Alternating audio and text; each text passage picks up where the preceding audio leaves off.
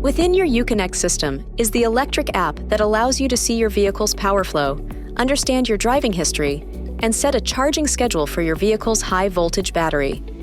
To access the app, press the Vehicle button on the main menu bar of the touchscreen. From there, select the Electric tab. Power Flow shows you the current power readings for various systems. Driving History shows the miles driven in the current and previous weeks. Charging Schedule allows you to set a charging schedule for your vehicle to make sure it's charged and ready when you need it. AC Charging Level allows you to select the rate at which your vehicle charges. You can select from 1 to 5, with 1 being the lowest rate and 5 being the highest rate. You can also activate and deactivate the Creep feature through the Uconnect settings in the electric vehicle app.